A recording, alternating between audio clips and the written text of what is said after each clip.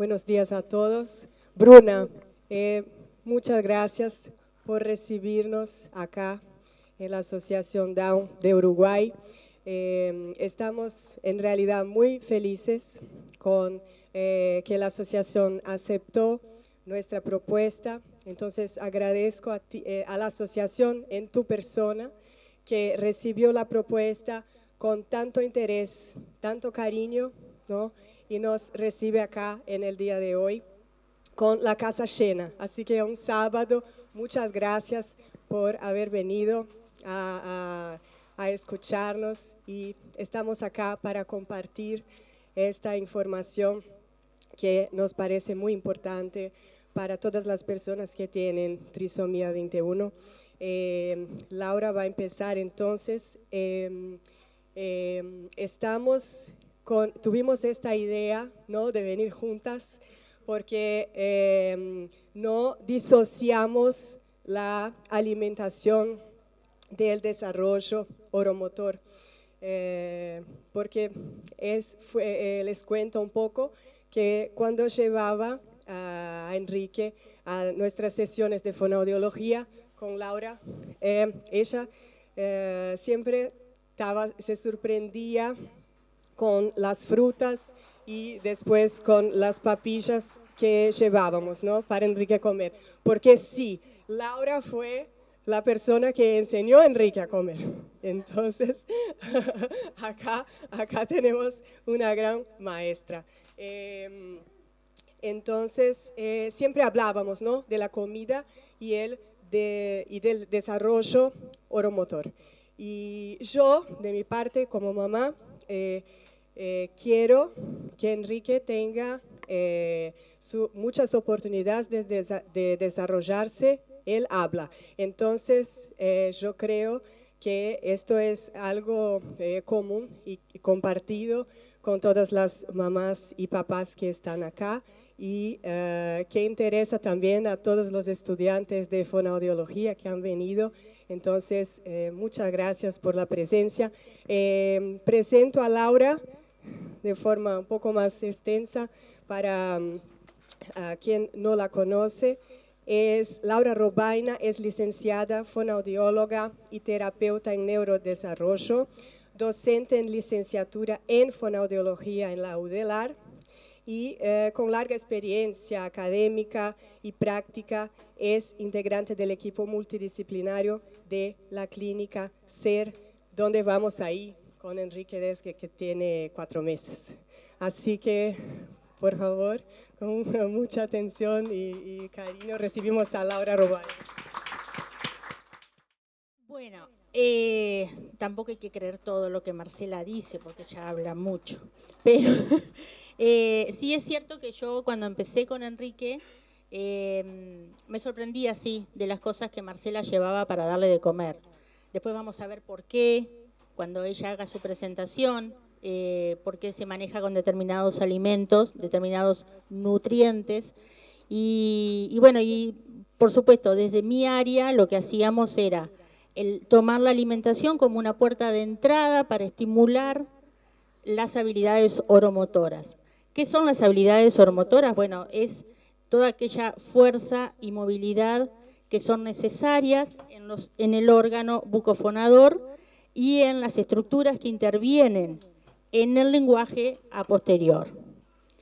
Yo me voy a sentar, ¿no les importa?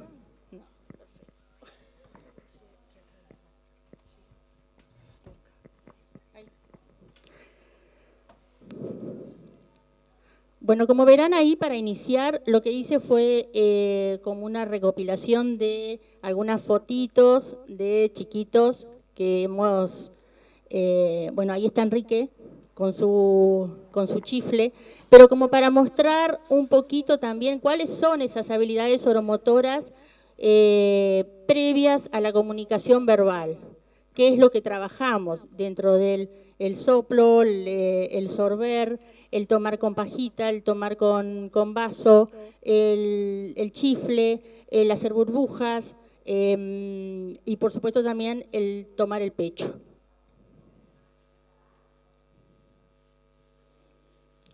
Vamos a empezar con una definición media rapidita de lo que es la trisomía 21, bueno, una alteración genética producida por la presencia de un cromosoma extra en la pareja cromosómica 21, de forma que, que las células en estas personitas tienen 3 cromosomas en dicho par, cuando lo habitual es que existan 2.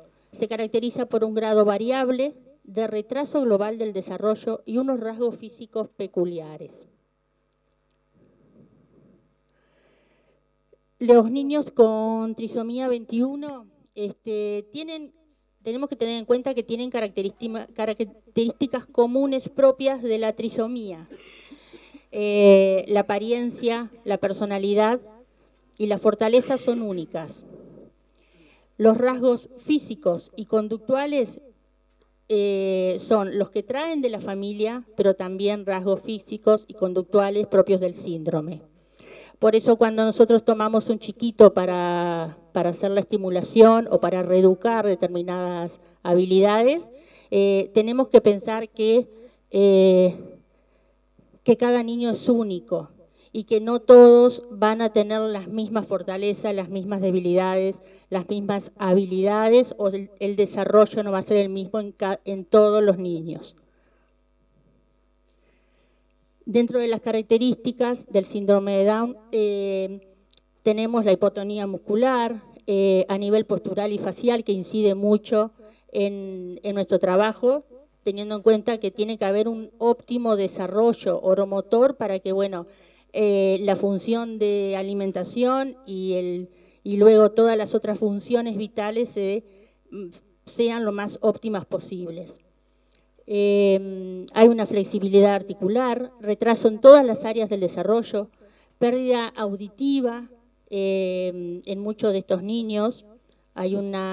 Puede haber más de 50% tienen problemas auditivos y defectos cardíacos en algunos de los niños también.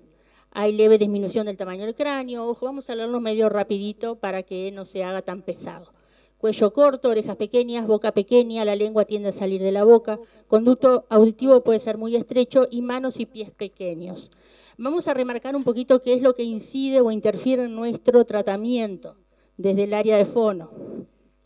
La hipotonía muscular marcada, ¿qué pasa? A nivel postural es importante por toda esa coordinación y la estimulación a nivel auditiva y visual con el entorno. A nivel cervical, también necesita tener una alineación postural para que la función deglutoria y de elaboración del bolo sea lo más eficiente posible.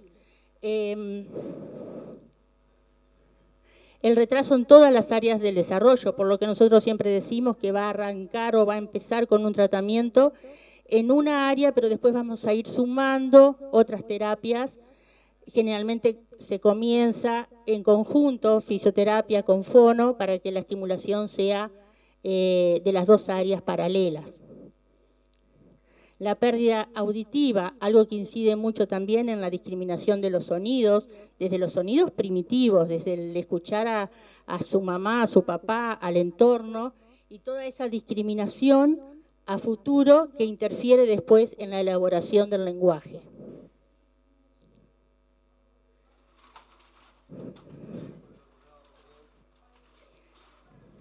Bueno, también pensamos en la cardiopatía, otra cosa que interfiere mucho cuando nosotros tomamos un bebé de poquitos meses para estimular succión. Hay muchos chiquitos con trisomía 21 que con la cardiopatía, si aún no está resuelta o si está en proceso de resolverse, se le insiste, se estimula para la succión, el chupete, la mamadera, el pecho, y realmente a nivel cardiológico no está apto todavía para esa función.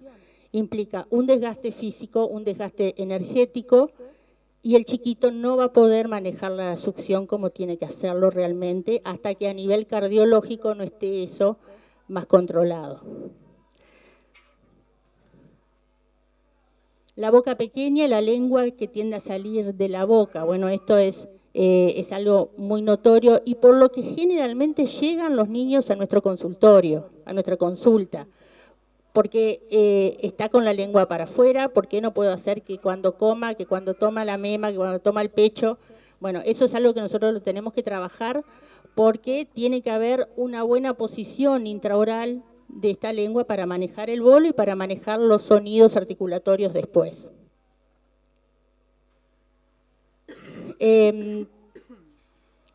Cuando hablamos de trisomía 21, bueno, hablamos de una hipotonía de base y un desarrollo neuropsicomotor que es muy importante y que tiene que manejar, tienen que haber determinados engranajes que funcionen en forma eficiente. La alineación postural y el control cervical tendrán mucha incidencia en la relación maxilomandibular y en el desarrollo maxilomandibular también. El control postural cervical, bueno, que organiza, va a servir mucho para lo que es la estimulación y el contacto visual con el alimentador y con el que quiere interactuar con él.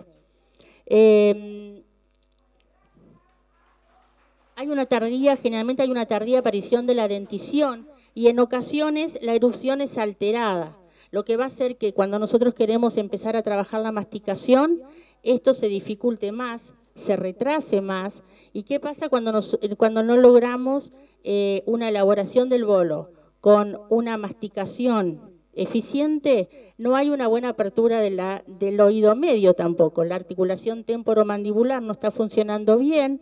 Eso hace que al no ventilar el oído medio haya más secreciones que implica que la vía aérea esté obstruida. Por eso muchas veces los chiquitos que recibimos tienen mucha mucosidad. Entonces, por eso nos focalizamos mucho en trabajar en cuanto se pueda la masticación y el mascado para estimular la fuerza de esa trompa de Eustaquio, que se ventile el oído medio y que las secreciones no permanezcan ahí generando otitis permanentes.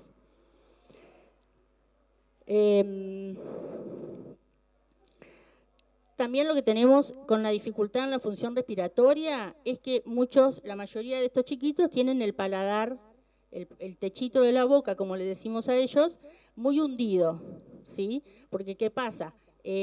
Con estas infecciones respiratorias que pueden haber recurrentes, hay una respiración bucal, el niño permanece con la boca abierta, muchas veces el labio inferior está vertido. Toda esta mucosidad no permite que ingrese aire y ventilación nasal, por lo cual la formación del paladar se mantiene muy estrecho todavía y no baja. Entonces precisamos sí o sí trabajar también en contacto con los odontólogos que puedan manejar estas situaciones a futuro. Los niños presentan características metabólicas que lo hacen más vulnerables a alteraciones nutricionales. Hay que mantener una dieta rica en nutrientes que favorezcan un mejor desarrollo nutricional y por ende una calidad mejor de aprendizaje desde las primeras etapas. No estamos hablando de aprendizaje en una inserción escolar, hablamos de aprendizaje desde la alimentación. Y evitar el sedentarismo, lo cual disminuye la obesidad. En los chiquitos con trisomía 21 sabemos que a nivel del hipotálamo hay alteraciones anatomofisiológicas y es a este nivel en donde se regula la saciedad. El chiquito no se va a sentir generalmente lleno mientras está comiendo y necesita comer, y ahí aumentamos la obesidad. Entonces, pensando en esto y relacionando con lo que Marcela va a presentar después, les voy a dar pensamos en una frase de este doctor, que Marcela después les va a hablar, que él siempre dice: un cerebro bien nutrido aprende con más calidad, consolidando nuevos aprendizajes. Si la nutrición básica no está bien dada y no está consolidada, los aprendizajes van a dificultarse más y van a demorar más. Bueno, el desarrollo de la función deglutoria, esto más o menos para que nos quede claro de que empieza desde dentro de la panza. Todo el desarrollo lingual, paladar, entre las 4 y 8 semanas del desarrollo. De la 12 a la 16, la función de la deglución, que ya permite tragar el líquido que está dentro de su mamá. La semana 29 ya aparece la succión. De la 32 a la 34 ya coordina la succión con la deglución. Y de la 36 a la 37 hay una coordinación de las tres funciones vitales: succión, deglución y respiración. Por lo tanto, cuando pensamos en un niño que nace antes de tiempo, hay funciones ahí que son vitales, que aún no están propias para lograrse en forma óptica, y hay riesgos cuando uno intenta trabajar y realmente no está en el tiempo justo. Es necesaria, por lo tanto, la madurez del sistema nervioso central, así como un equilibrio entre lo emocional, lo corporal, lo orofacial, respiratorio y a nivel sensorial. ¿Voy muy rápido? No quiero que se aburran por eso. Bueno, y hablando de la succión, bueno, es un acto reflejo hasta el 4.º mes de vida, que luego pasa a ser voluntario. Entonces, los movimientos de succión son muy importantes para el crecimiento mandibular, por eso estimulamos succión. Por eso es importante que esa etapa esté dada en las primeras etapas del desarrollo. El recién nacido tiene un retrognatismo, o sea, su mandíbula va a estar hacia atrás, y hasta la función favorece el desarrollo de esta mandíbula, ¿sí? Y propicia una armonía facial que va a habilitar durante la alimentación y durante la elaboración de los sonidos.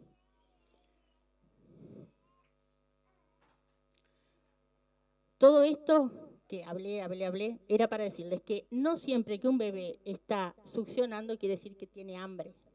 A veces dicen, ay no, está con el chupete, chupa, le tengo que dar de comer porque está con hambre. No, generalmente hay un reflejo, y ese reflejo no quiere decir que tenga hambre. No siempre tenemos que alimentar al bebé porque esté succionando el dedo, succionando el chupete, succionando un juguete, ¿sí?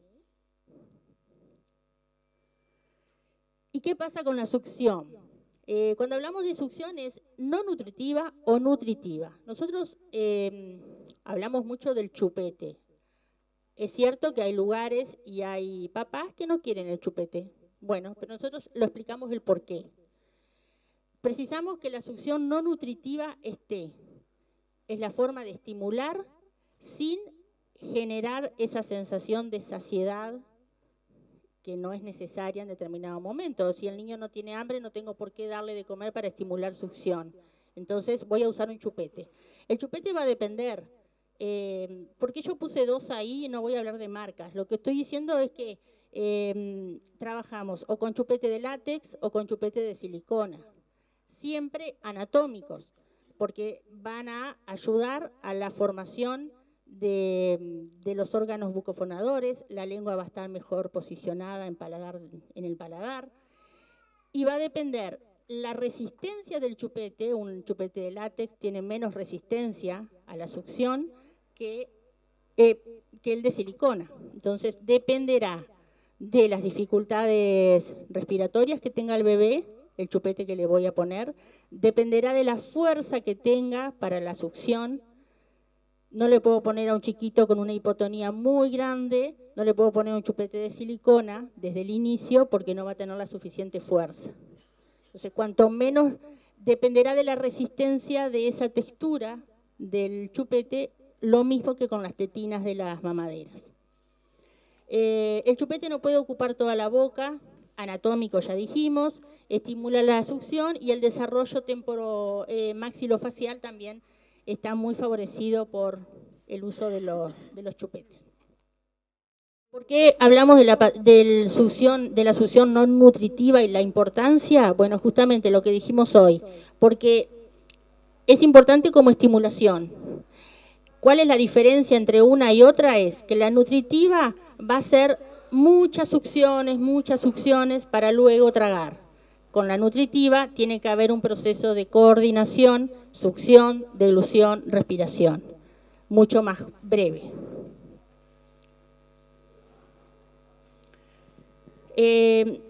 La alimentación adecuada de un bebé. Una succión silenciosa, confortable, sin cambios en la coloración, respiración tranquila, sellado de labios adecuados, con buena prensión en la tetina y sin corrimiento del alimento por los laterales. Cuando hablo ahí del sellado de labios, hablo también de la tetina mamadera como del pecho materno también. La succión tiene que ser rítmica, tiene que haber una coordinación de las 3 funciones y el tiempo no debería ser demasiado extenso, por lo que implica un desgaste excesivo de energía al momento de ser alimentado. Es importante, siempre tratamos cuando tomamos a un chiquito de hablar primeramente de la postura con esa mamá o con el papá o con quien lo lleve a la consulta. Una posición a 45 grados con la cabeza más elevada que el resto del cuerpo. La posición del bebé anidada con los miembros superiores a línea media y facilitando la flexión. Así vamos a favorecer la organización sensorial junto con la información táctil que recibe y propioceptiva. Hoy me acordé que hoy también se dice mucho de cargar el bebé como que para amamentarlo de adelante así, para que esté como sentadito, para que no esté acostado. Perfecto.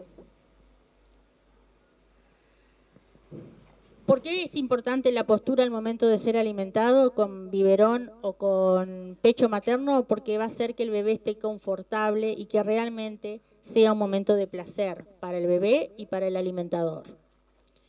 ¿Con qué dificultades nos encontramos en un bebé con trisomía 21? Bueno, la hipotonía y cardiopatía. Pero el amamantamiento nos va a dar mayor protección frente a infecciones y problemas gastrointestinales. El desarrollo funcional, vamos a mejorar el desarrollo funcional de labios, mejillas y la maduración de las estructuras motoras que intervienen en la deglución para la futura aceptación de texturas y consistencias diferentes. Va a haber una óptima relación maxilomandibular y el futuro aprendizaje de la masticación. Se favorece además con el amamantamiento el vínculo madre-hijo y en caso de que no pueda dar de mamar la mamá, bueno, se va a usar un biberón con una tetina adecuada a ese niño, teniendo en cuenta todas las habilidades que pueda tener a ese momento y se buscará qué tetinas son necesarias. Cuando comenzamos el abordaje y decimos tiene que ser lo más tempranamente posible. ¿Por qué? Porque tiene que haber, vamos a favorecer la adquisición de funciones comunicativas y la interacción. El desarrollo óptimo del sistema orofacial, con una función que va a facilitar las funciones de alimentación, la mímica facial, la respiración y la fonación. Acompañar el desarrollo y habilitar las funciones según sus capacidades físicas e intelectuales. Ya dijimos que no todos los niños son iguales y que todos tienen sus características propias. Se buscará entonces un abordaje de un equipo interdisciplinario, fonobiología, fisioterapia, psicomotricidad, terapia ocupacional, psicopedagogía a un futuro, y también se podrá necesitar en algún momento, frente a la inserción escolar, un apoyo extra.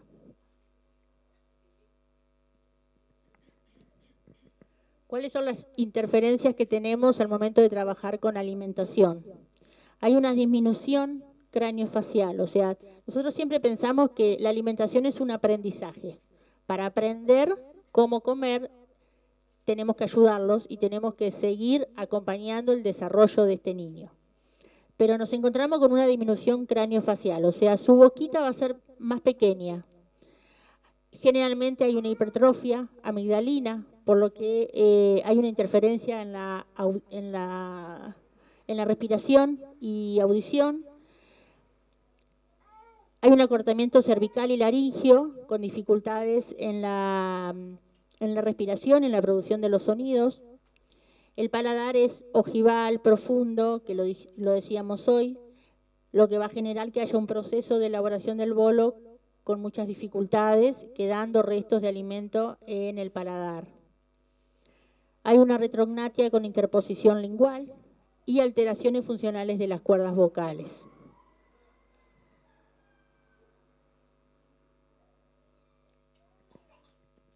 La alimentación tendrá importancia fisiológica, al igual que en el desarrollo de aspectos cognitivos, lingüísticos, sensoriales, emocionales y motores.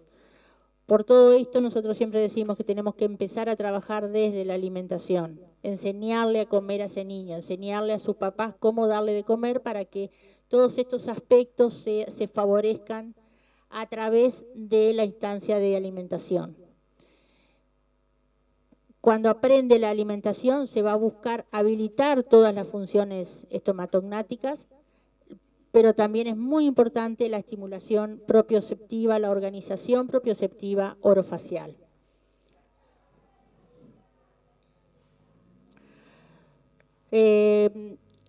Estamos continuamente hablando de la hipotonía. Bueno, ¿qué pasa cuando el problema es el tono muscular?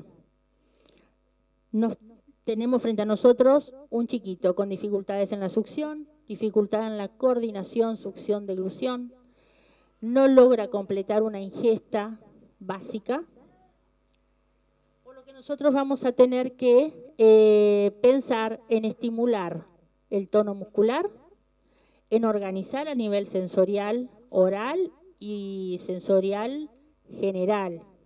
Por eso a veces necesitamos el trabajo en conjunto con terapia ocupacional para que haya una dieta sensorial que ayude a este niño a aceptar determinadas texturas y consistencias. Se debe evitar además el excesivo desgaste de energía frente al estímulo. No podemos hacer que chiquito se nos canse, se agote, que a nivel cardíaco haya más dificultad, que a nivel respiratorio se canse más, porque no va a rendir y no va a estar alerta ni dispuesto a recibir más estímulos. Vamos a utilizar el chupete, sí, como inicio para la estimulación, dependiendo, como dijimos hoy, de qué tipo de chupete sea, según las características de cada niño. Y el objetivo principal de todo esto va a ser facilitar una ingesta, pero siempre buscando un nivel óptimo de nutrición.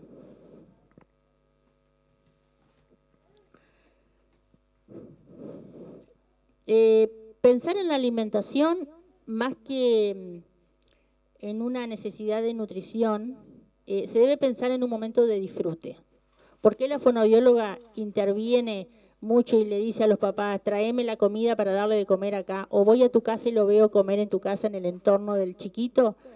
Porque a nosotros nos interesa y cuidamos mucho toda esa actividad, pero desde el punto de vista placentero. Si el niño tiene, si es un momento placentero, tanto para el niño como para el alimentador, la evolución va a ser mucho más eficiente. Por eso es importante, sí, una nutrición básica, pero también que sea en un entorno lo más distendido posible y sin estímulos externos que puedan interferir en ese vínculo con el alimentador. En el momento de nuestro trabajo, ahí más o menos lo que le quise poner fue, bueno, cosas que usamos para estimular las habilidades oromotoras, y que pensemos un poco también en que no es solamente aprender en el momento de la alimentación, sino que es aprender jugando, crecer jugando, y todo es a través del juego. Por lo tanto, vamos a usar mucho desde chifles, cosas para soplo, para sorber, burbujeros, todo lo que sea para estimular succión, estimular sorber, estimular masticación y estimular la deglución y la futura coordinación de las tres funciones, succión, deglución y respiración. Como verán ahí, lo que se usa mucho en el consultorio, bueno, son cucharas de diferentes tamaños, de diferentes texturas, dependerá de lo que el niño necesite, si preciso más resistencia o no sobre lengua, si preciso una cuchara profunda o una cuchara plana para que el niño haga un adecuado cierre de labios y quite el alimento de la cuchara. Se buscará también estimular con masajes intraorales a través del cepillito de silicona del dedil o cepillitos de goma para estimular mejillas, estimular el paladar, lengua, laterales de lengua. Las tetinas de las mamaderas, ahí ven que tengo anatómicas, pero son de silicona y de látex, también va a depender del niño. Los vasos vamos a usar en la medida en que se pueda y en el momento justo vasos con asas para ir buscando una independencia lo más pronto posible. Y usamos un vaso intermediario que en este caso quedó con la marca, pero bueno, que es la forma también de que es como un paso previo al tomar el vaso común. Usamos sorbitos de diferentes largos, diferentes diámetros, diferente textura, porque algunos son más blandos que otros. Y lo otro que quise poner allá arriba, bueno, fue una foto de un chiquito que además está haciendo praxias. Está haciendo por imitación cosas que la mamá le pide sin necesidad de estimular dentro de boca con ningún implemento. Lo otro que tenemos allí es una rejillita con manijita, que cuando queremos estimular el mascado o empezar con la masticación, colocamos fruta dentro de esa rejilla, cosa de colocar en los laterales de las encías y empezar a masticar. Estamos trabajando para que vaya tragando ese jugo y a la vez va estimulando el proceso masticatorio. No nos olvidemos que estos chiquitos dijimos que había un retraso en la aparición de las piezas dentarias y generalmente una maloclusión. Entonces necesitamos sí o sí trabajar etapas previas de la masticación y la masticación propiamente dicha, justamente porque para favorecer este proceso de organización sensorial, de masticación para que haya una mejor ventilación del oído medio y para que así no haya tanta mucosidad y no se nos enfermen tanto. Estos chiquitos generalmente faltan mucho por las infecciones respiratorias recurrentes que hay. Entonces, por eso es muy importante trabajar con alimento y la masticación en cuanto se puede.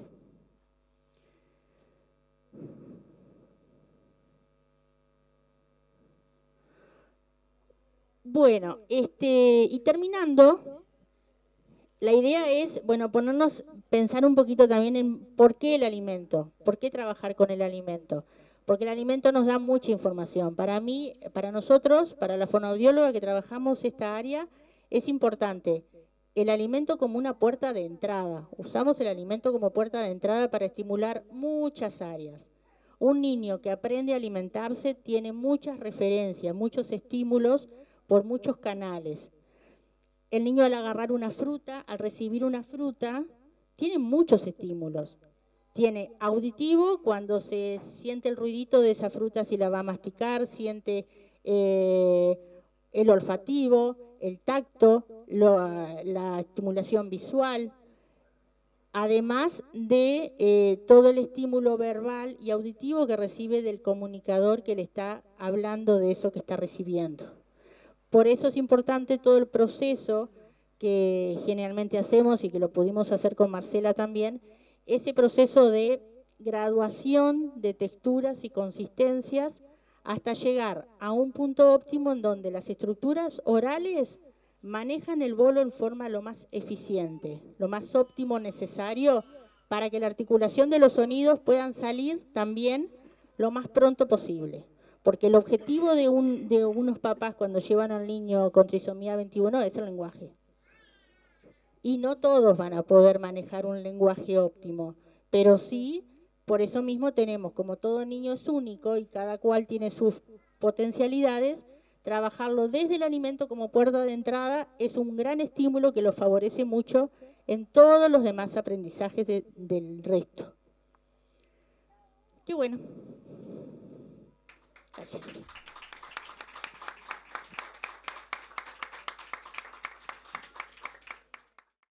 ¿Preguntas?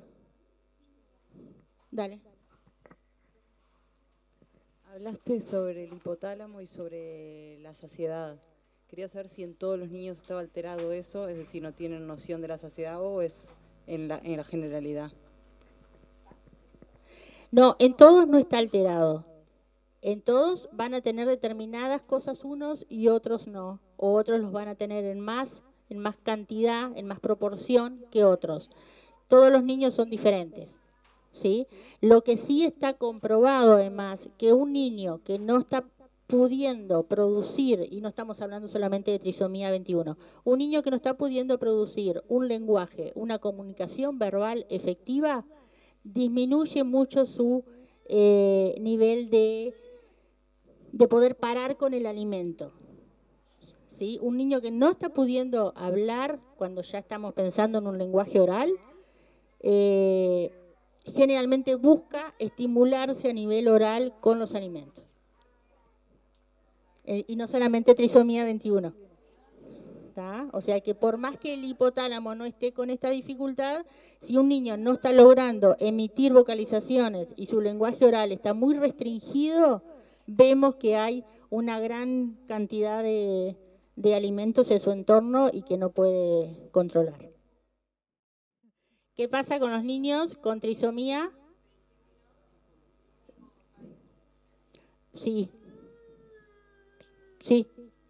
pasa lo mismo. Lo que pasa es que estamos en lo mismo. Algunos niñitos van a evolucionar de una forma y otros de otro. No hay un patrón, por eso tratamos de agarrarlos, digamos, de tomar el paciente, el niño, desde muy pequeño para tratar de equilibrar eso y ayudar en el desarrollo neuropsicomotor. Lo que está preguntando es, ¿qué pasa con un bebé cuando lo están alimentando? Lo que hace es empujar con la lengua y sacar todo el alimento y no logra una nutrición básica porque está perdiendo mucho alimento.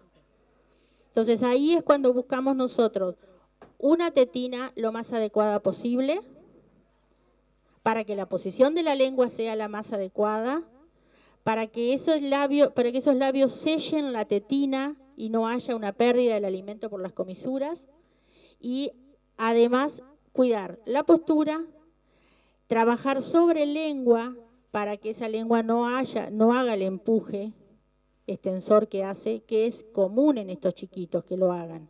Pero tenemos que tratar de que esa lengua cada vez trabaje más dentro de boca, más a laterales y no tanto con empuje extensor. Inicialmente es común que lo hagan, pero no podemos permitirnos que esto pase por mucho tiempo porque perdemos la nutrición. Lo que plantea él es qué pasa con los sólidos. Cuando a un chiquito se le da de comer y está permanentemente haciendo empuje de lengua, no logrando la elaboración del bolo. Ahí es donde nosotros entramos a trabajar con la cuchara, con diferente presión sobre lengua, buscando el cierre de labios, y cuando colocas la cuchara en la boca se va a mirar el tipo de cuchara. Si es muy profunda no va a poder hacer el barrido con los labios.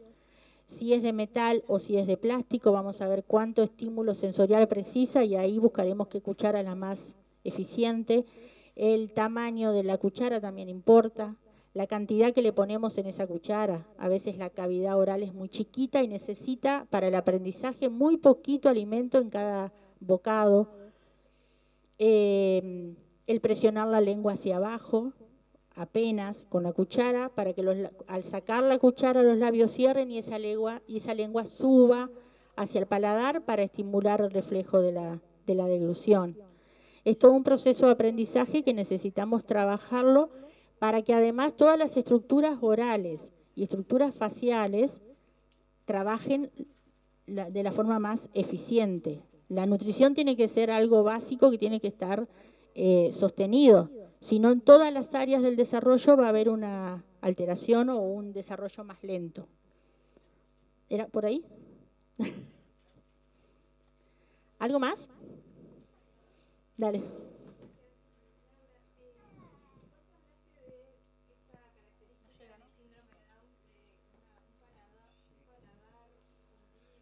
Sí. Y que habría que tener como una consulta con odontólogos temprana. ¿Cuándo sería como óptimo? ¿Cuándo termina como de consolidar? No sé, ¿cuándo sería Primero, apropiado intervenir ahí y la parte de amígdalas también? bueno, a ver, yo hablé del paladar, porque ¿qué pasa? Un chiquito empieza a acumular alimentos en el paladar ojival. Entonces nosotros, ¿qué es lo que vamos a buscar? Trabajar para que esa lengua, desde nuestra área, que esa lengua logre subir, hacer una limpieza, ¿tá? Y busque barrer el alimento que está en boca. Yo no quiero que pase que con un paladar ojival o con los dientes con una mala oclusión vayan a un dentista o a un ortodoncista que lo haga sentir mal y termina siendo muy displacentero el trabajarle en boca después, porque puede pasar. No siempre se puede colocar un aparato, no siempre se puede no siempre se puede trabajar a nivel de odontólogos en boca de un niño tan chiquito. Entonces, trabajemos desde la fonoaudiología primero y después, cuando empecemos a ver que su morfología está más armoniosa, ahí plantearnos ver a un odontólogo. O sea, para ver esto del paladar, ¿no? Y de la mala oclusión. Sí, antes tiene que hacer sus controles normales. Pero me parece que hay que tener mucho cuidado en eso, porque no es voy a expandir el paladar para que el alimento no se le quede, pero si al niño, si vamos a buscar que expandan el paladar y esa lengua no sube, vamos a estar exactamente en la misma, porque no está tragando y su deglución no es lo más eficiente y óptima como debe ser. Está corriendo riesgos. ¿Sí? Y las amígdalas lo va a definir el otorrino. Sí, porque tenemos que pensar todo lo que incide y lo que interfiere en la alimentación, en la deglución y en la coordinación con la respiración. ¿Sí? Y la coordinación con la respiración, si está alterada, va a provocar también dificultades en los oídos. Entonces, es todo un círculo. Nosotros lo agarramos tempranito, después lo derivamos a todas las cosas que necesitaría. ¿Alguna otra? ¿Los estudiantes no van a preguntar nada?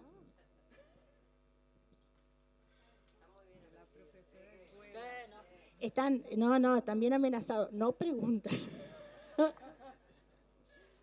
¿Algo más?